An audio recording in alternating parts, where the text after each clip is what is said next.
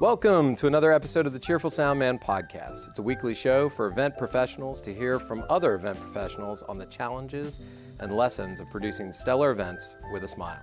I'm Eric Lenaspunt, the owner of Bunt Backline, an event production company right here in Gainesville, Florida. Today we're talking to Jared Godshalk from Greenhouse Church right here in Gainesville, Florida.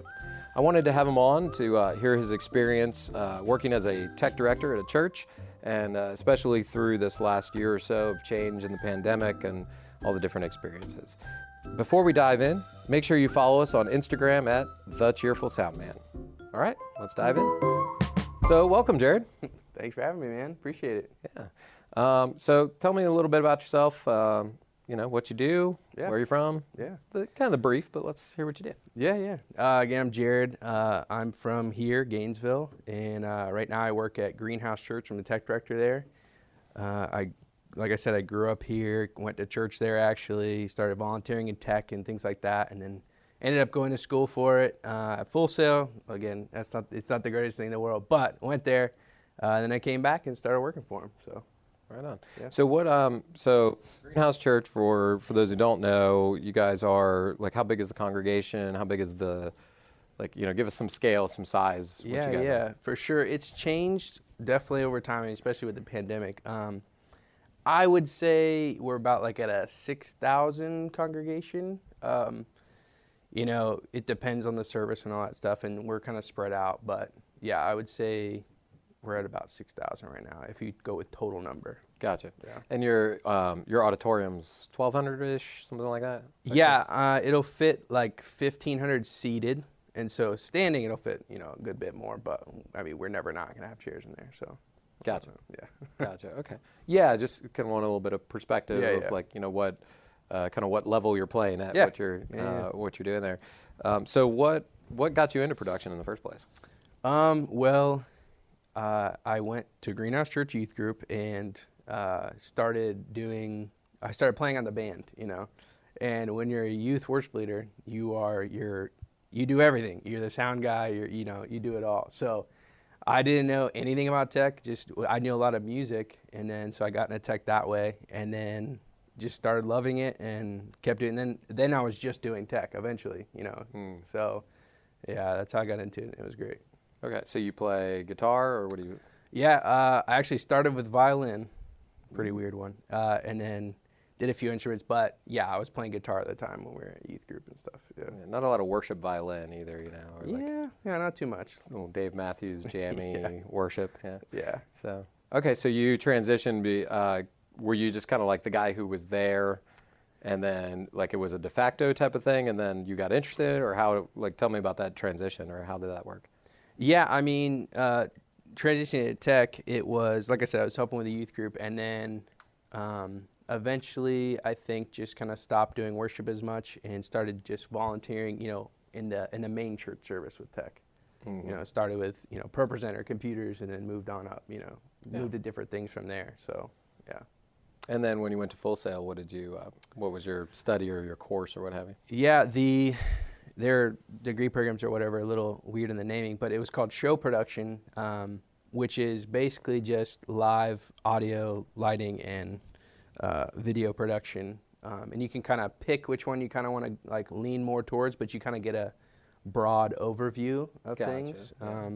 But then you decide if you want to specialize in. Yeah, and most people, and I did a lot of audio before going there. And most people tended to gravitate toward audio, so I did a little more video in school. But I still love. I think I'm still an audio guy at heart.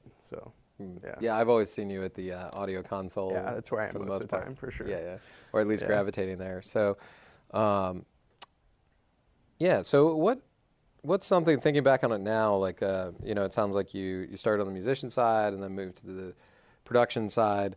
What's something that you kind of wish you knew earlier on? Well, actually, before I say earlier on, how long have you been doing this? That'd be a good thing to know. Started doing music at the youth group when I was 12. I wasn't really doing tech then, so I'd say 15, 16, so about 10 years.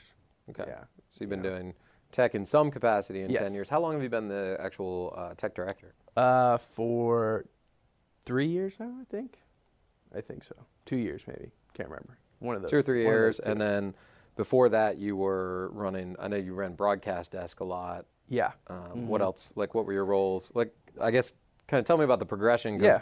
I know you didn't just go from Yeah, for sure. you know Yeah. youth group to volunteering to tech director. Yeah. There's definitely some area in between there. Yeah, I mean, when I first started working at church, I was actually like, I wouldn't say a janitor, but I was I was like the facilities assistant. That's what they called it. Okay. So kind of moving chairs around, cleaning up things, taking out trash, stuff like that. That's how I started and part time, and then eventually got moved on to full time with the tech team, and I was the tech coordinator, and that was basically tech assistant. So I was assisting the person who was the tech director at the time, and then also overseeing like the volunteers, management of that, recruiting and shepherding, stuff like that for volunteers. So, and then eventually the guy that was over me ended up leaving, and that's there I am now.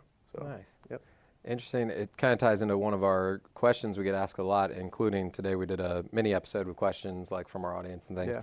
And a question we get asked a lot is like, how do I become, either the audio engineer or this one was a lighting director, Yeah. or how do I learn that? And I think you actually just hit the nail on the head. Most people I know who have been successful, myself included, in moving to that capacity as full time, were the guys who just like, we'll set up tables and chairs and pipe and drape and whatever else we need to do, kind of just the get it done. Yeah. And then, as you do that, you learn and Yeah, move. for sure. Yeah, I mean, that's kind of the whole mantra, and I said a little something about Full Sail. Like, I think there's like a different connotation on Full Sail where people will think anybody that comes out of Full Sail is very, very prideful or like think they know everything kind of thing. And so, like you said, I think a very important thing is like wherever you're going, just be super humble and be ready to do anything and just serve. And then, like you said, like things just happen, like things open up. You're there, you're just there, you're moving tables, and it happens. So, just be humble in everything you do, and it works out. That's great advice. Yeah. And actually, the guys, I know several guys that have been on, very large tours, from Snoop Dogg to people you've heard of. And most of those guys got those gigs because they were somebody's assistant and they were humble, helpful, showed up ready to work every day. And then at some point, the person they were assisting moved on, which is kind of what happened with you, with Carrie and Bubba moved on. And then you ended up filling that position. Yep.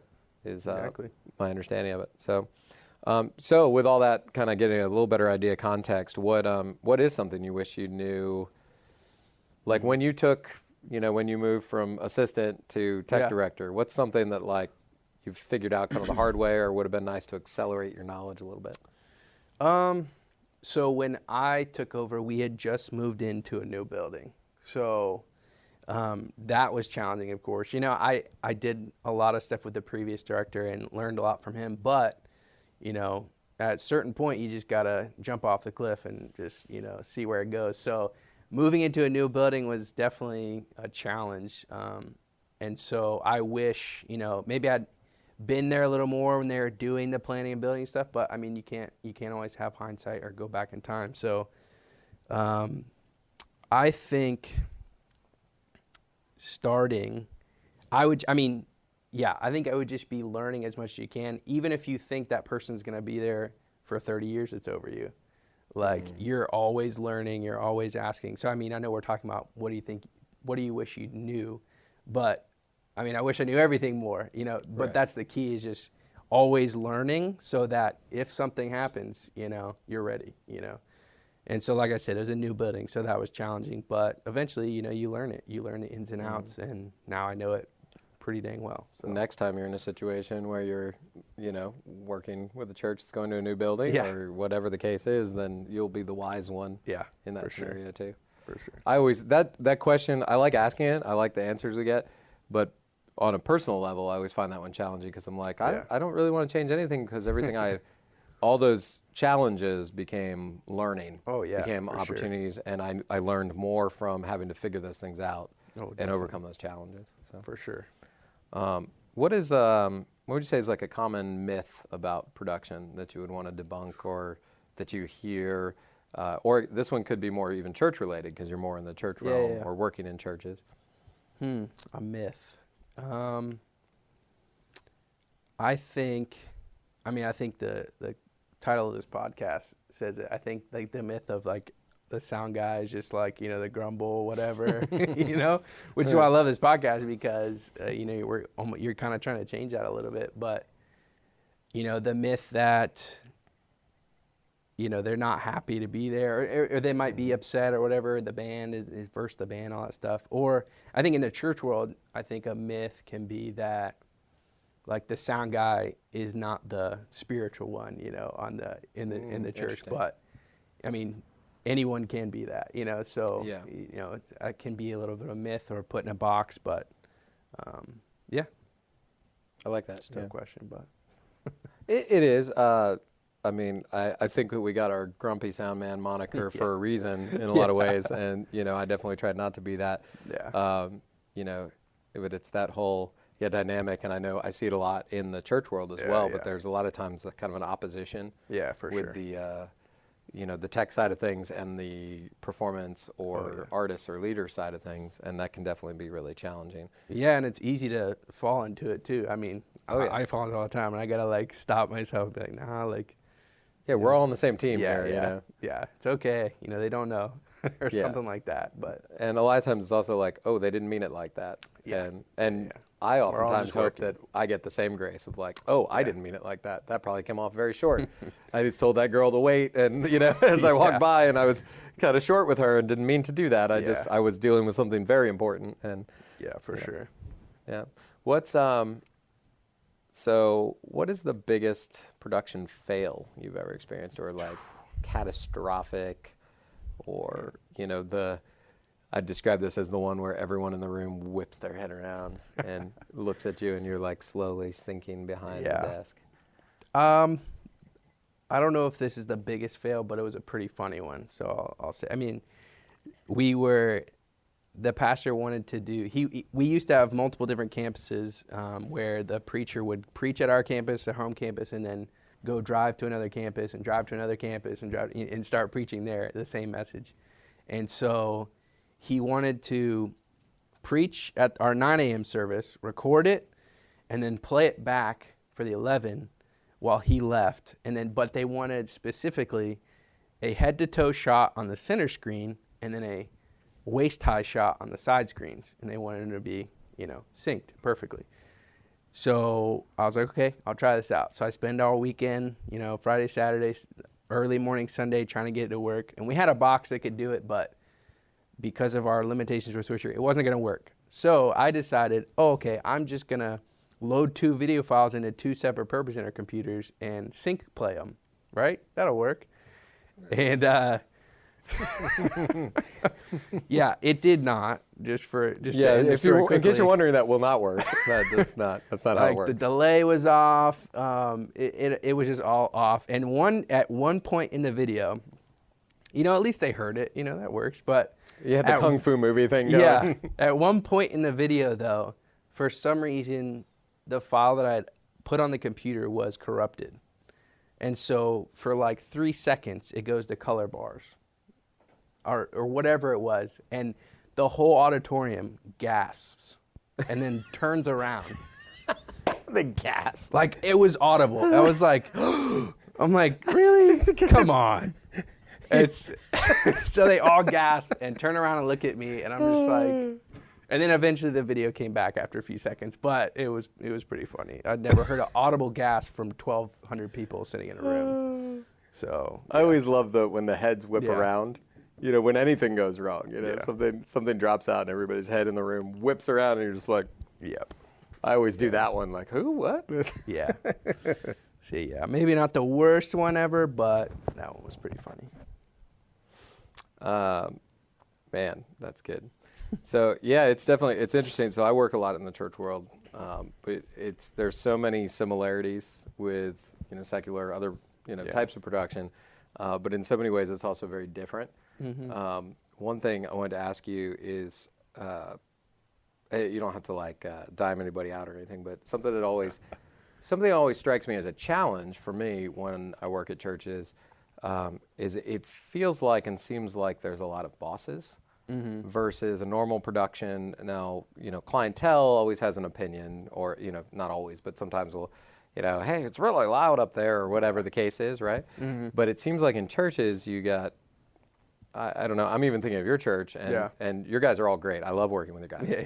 But there's definitely, you have an executive pastor, a preaching pastor, an associate pastor, a facilities pastor, a tech director.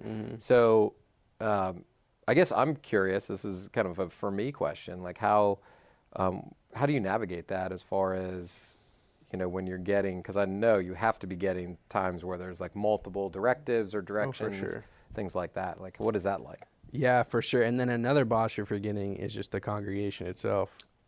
That's actually the biggest one I was thinking of, because I've mixed at your church, and I'll get 10 people walk by and like big thumbs up, like sounds amazing today, and then I'll get 3 older ladies in a row that are like, that's so loud. Where are the earplugs? I don't know. I don't know what to do. Yeah, it's hard. I mean, like you said, there's a lot of bosses, there's a lot of opinions.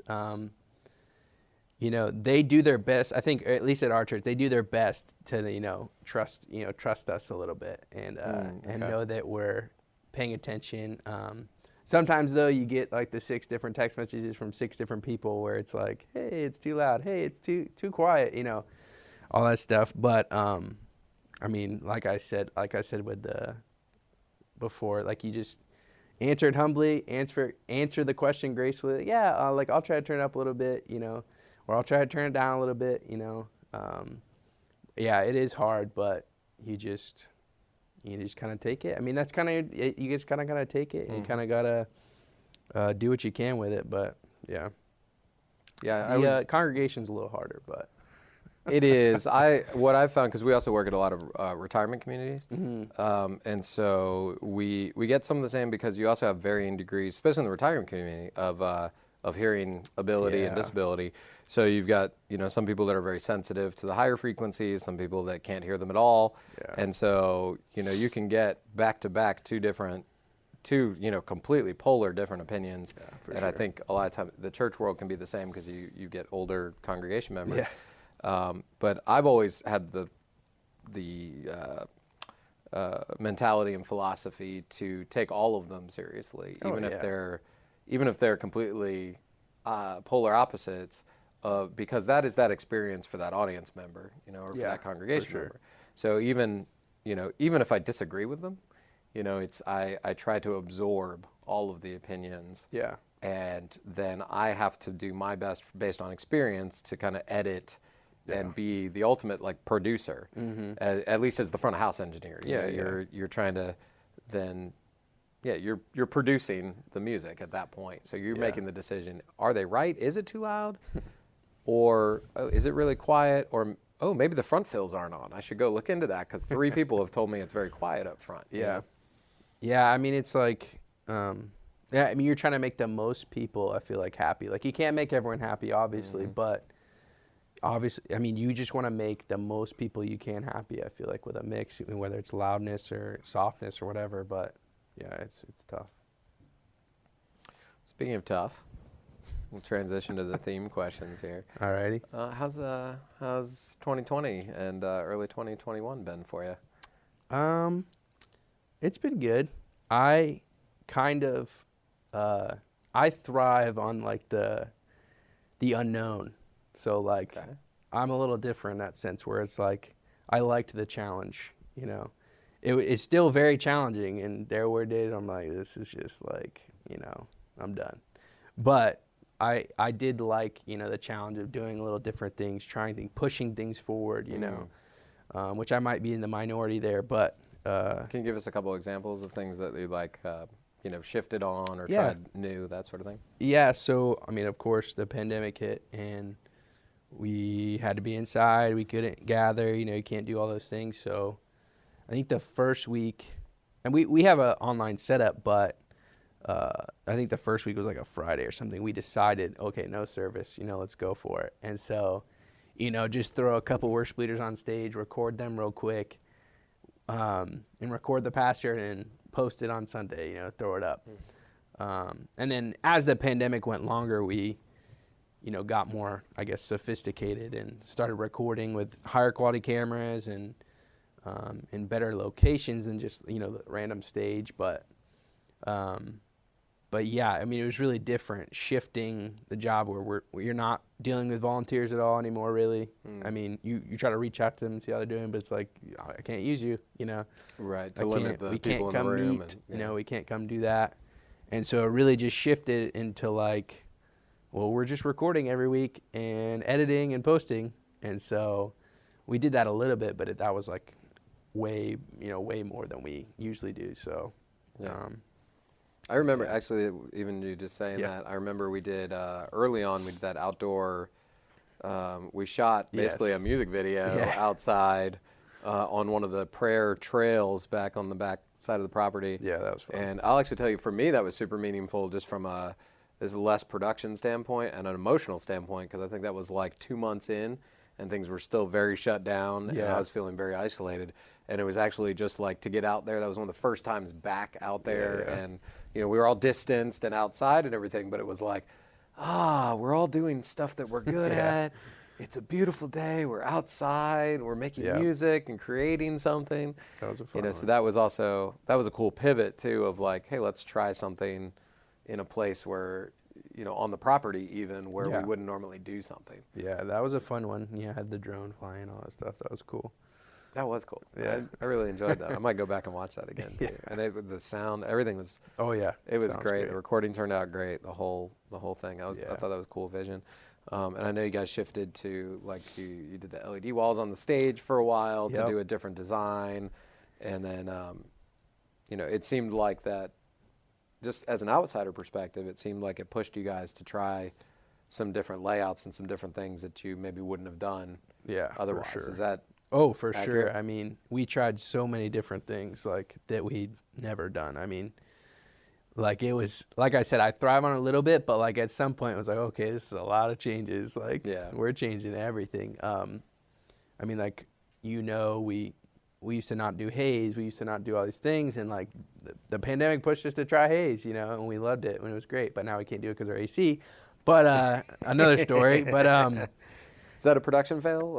Breaking the air conditioning? No, yeah, maybe a little bit, maybe $2,000 fail, but whoops. But no, I mean, we just tried so many things. Like you said, the LED wall, the outside shoots, we tried so many different things. So it really did. Like you said before, we were talking about challenges and learning.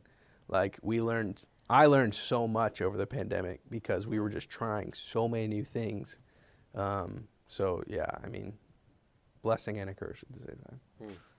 Yeah, similarly, actually, even a lot of the stuff that just we're doing now with recording and streaming, it's kind of always stuff we did, but more for LED wall. Yeah. And then we had the capacity to do it and a basic understanding of it, but just as it continued on, more and more people are shifting that direction.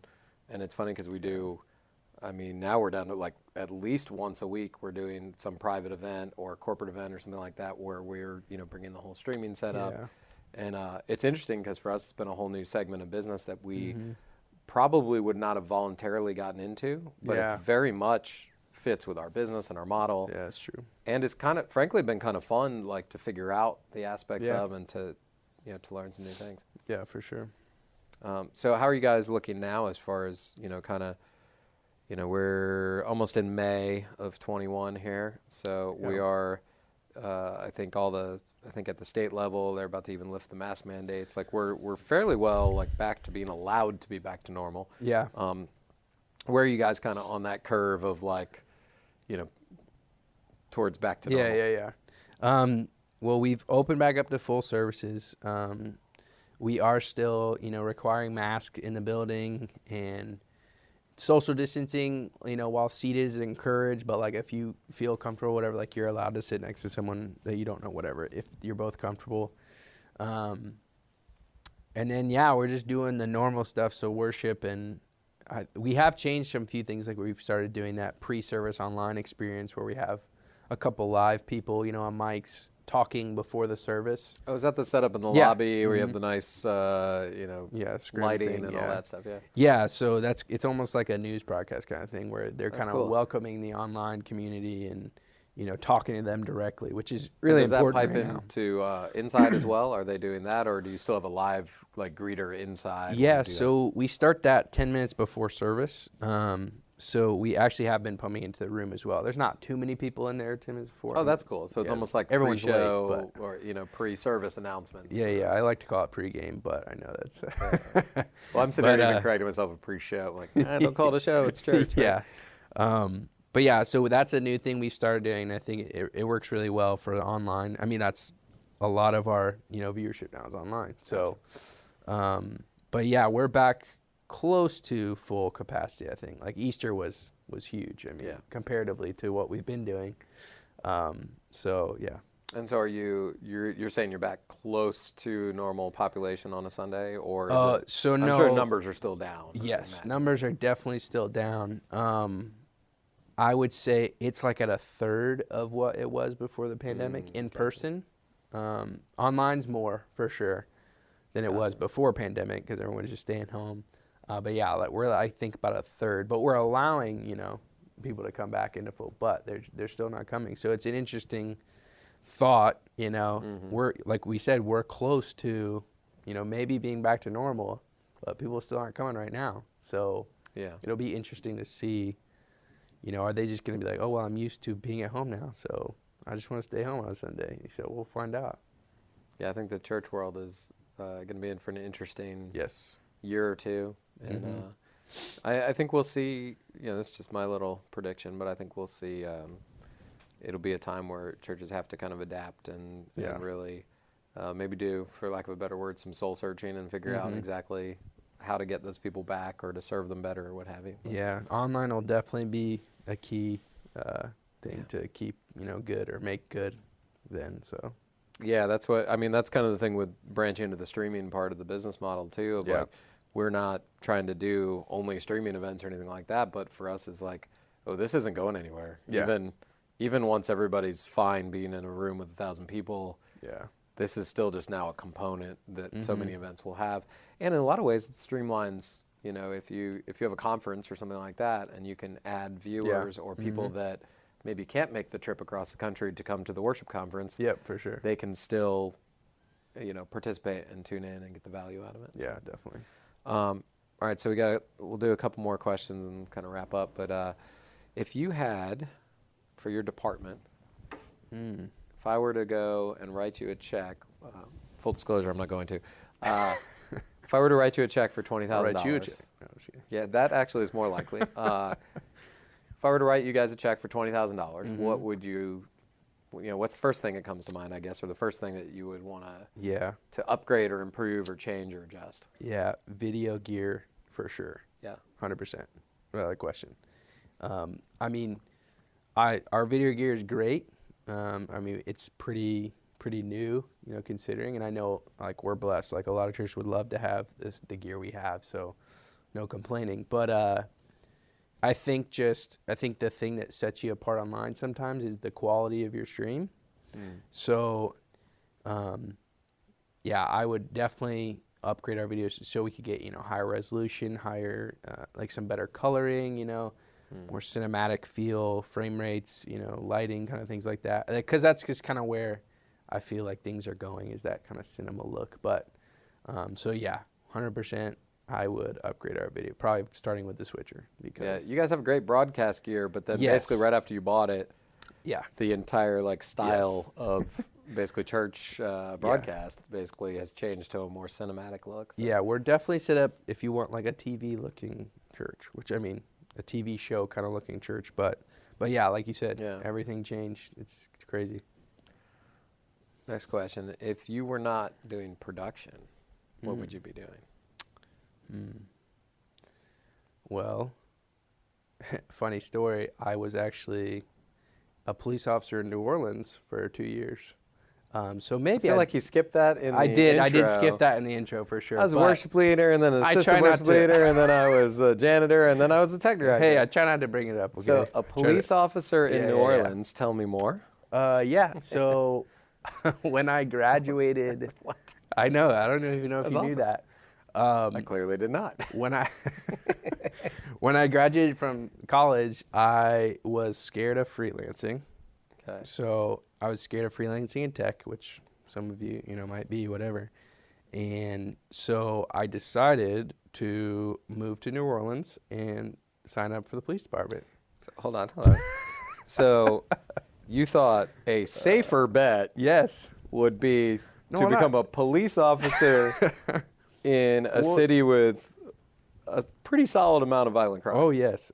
No, safer in the sense of bodily harm, no. But safer in the sense of a salary, yes. It was safer there.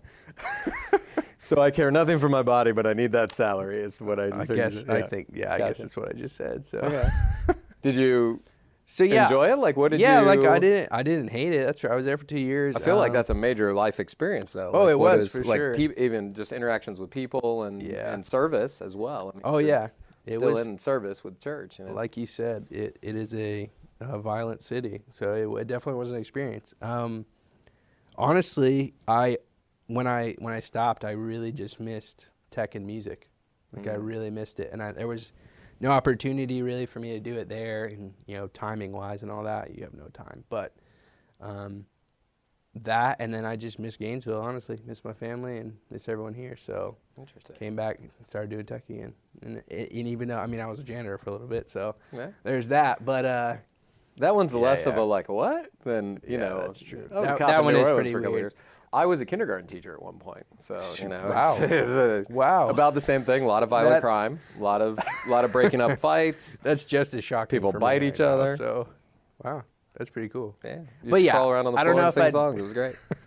They did that. Fantastic. They did that in the competition. when you had to arrest people, same deal. Yeah, but I would say if I wasn't doing tech right now, I'd probably, be pursuing something with music. I still love music, and I think that helps me, being an audio guy. I mean, I know you love music too, so, because a lot of audio is just, at the base of it, making it sound good. So if you know how the music sounds, you know how the music's supposed to sound, it helps you out. So yeah, I love music. So That's one of the biggest things I think I always tell people who want to like become better engineers or become engineers is like listen to a lot of music. yeah, A lot of styles. If you're going to be mixing a jazz band this weekend, listen to jazz all week. Whatever it is the case. Yeah. Little lighter, a little more levity. What is a restaurant that you love and think everyone should know about? Actually, I'll go for one in New Orleans, Oh, and it's a fast food going restaurant. out there. It's a fast food restaurant, so it might be frowned upon. But there's a place called Cane's Chicken. Canes, Cane's Chicken. And it probably has some of the best. I know it's fast food. It's like a region fast food place, though. So it's Okay. like Chick-fil-A, where they like make really good stuff. Okay. Their fried chicken is stellar. You can only get it in certain places, not in Florida. But Cane's Fried Chicken, they only do like 4 things: fries, chicken, bread, and tea. Like And that's that's all why they it's do. good, 'cause they And just that's do why those it's good. really well. It is Yeah. really good. So yeah. Let's give a shout. Can you think of one like Gainesville or One in Ocala area? Gainesville. I mean, I love the Cane's Chicken. Yeah, Great yeah, answer. of course. Sleeper hit, Max drive-through, Oh yeah. of course. Bring your cash. Yeah, Cash only. Cash only. I've gotten Delicious, though. Gotten messed up there a few times, but awesome burgers. Also, they close at 5 sharp. Don't try to go for dinner. Yep. Now I've been going there since I was like 6, probably. So definitely a classic. Yeah, that's one of those classic Gainesville spots. Yeah. So where can people follow you or connect with you online? Well, I'm not a huge social media guy, but I mean, you can look my name up on Facebook, or that's pretty much it, actually. What But, about your tech department Yeah. or things like that? I mean, you could search for Greenhouse Church. You can search our website, greenhousechurch.org, or our YouTube, Facebook. We're all over the place.